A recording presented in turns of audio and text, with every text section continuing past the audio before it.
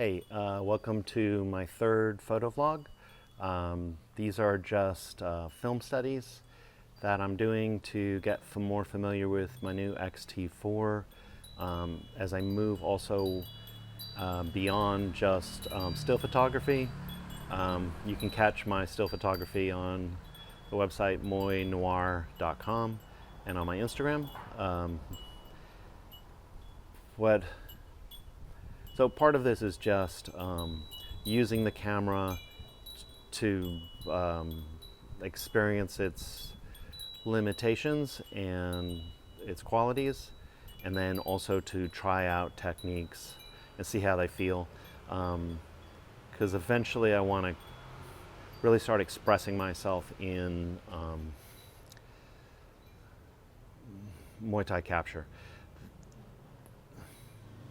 As I've explained in other vlogs, what I'm mostly interested in terms of the photography of Muay Thai is to move away from the super beast mode, explosive moments that really are kind of eye candy and what draw a lot of people to Muay Thai for good reason, and really try to capture more of the atmosphere of Muay Thai and also the emotional textures that are between things.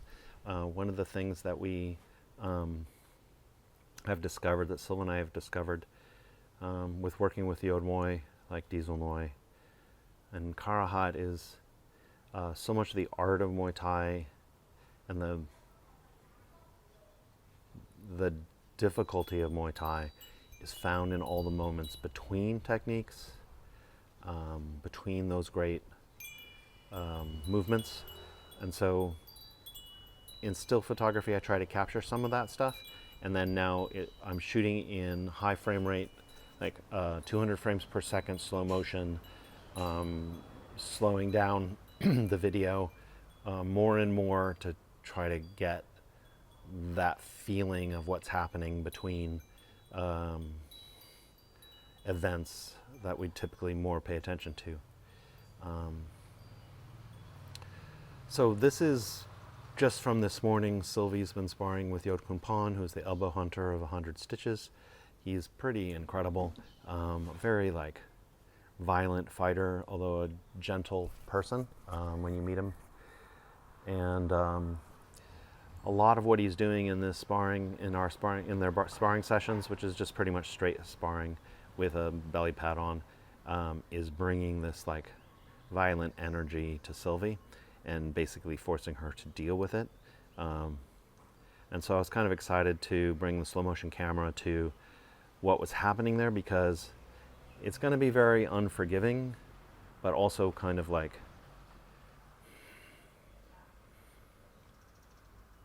flaws might be revealed, but also emotional timbers get emphasized and brought up.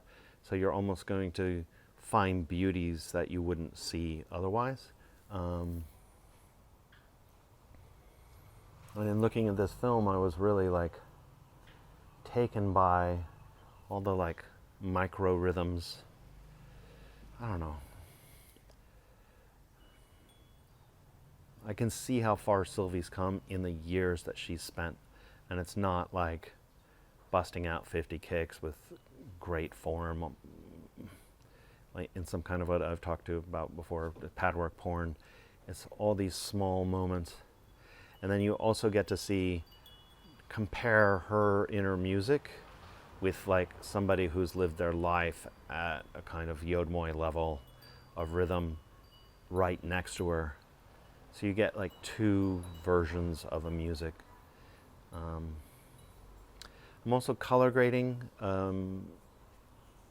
If you don't know, color grading are the small Instagram filters is an extreme kind of crude version of what color grading is, but it's basically creating layers of contrast or tone and hue that create a different emotional feel for a video, and it's very difficult to do.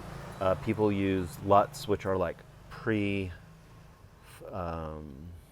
pre-formulated subtle filters that can be applied. I'm using two LUTs.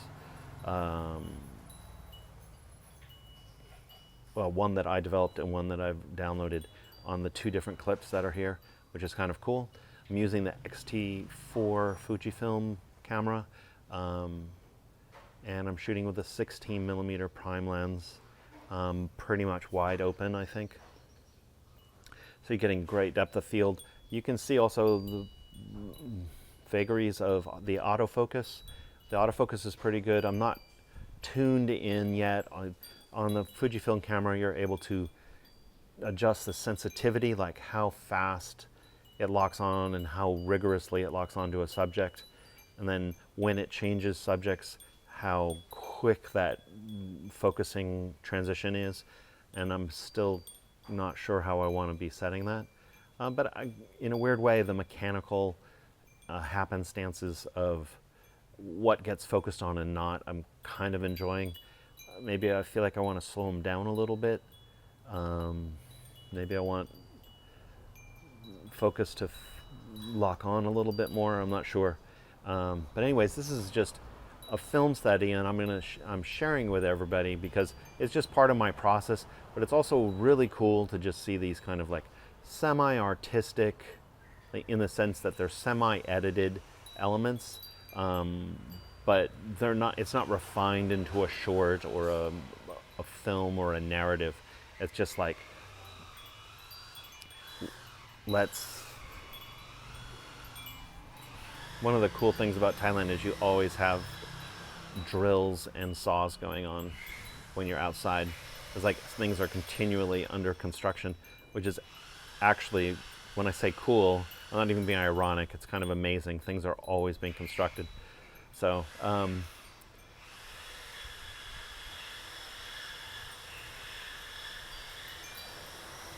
just waiting to see if it finished, but maybe I just finished the vlog.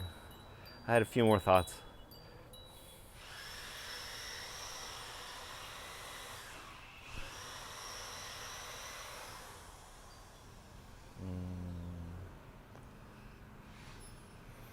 In watching this film, I was like,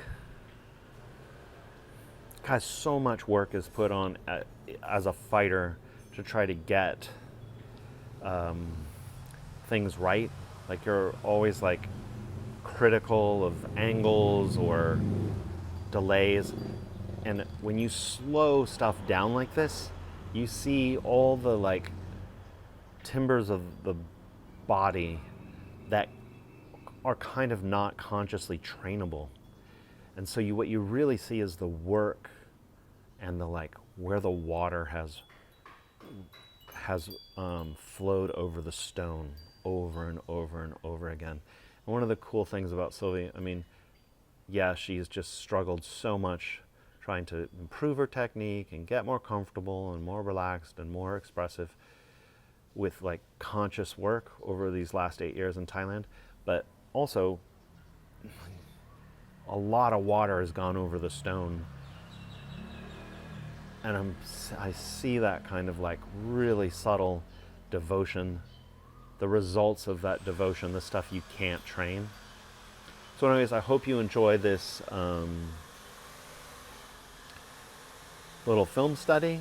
I hope to do a lot more of these. Thank you to all the patrons that support Sylvie, because you're also supporting my photography as we level up with our equipment and like modes of our expression. And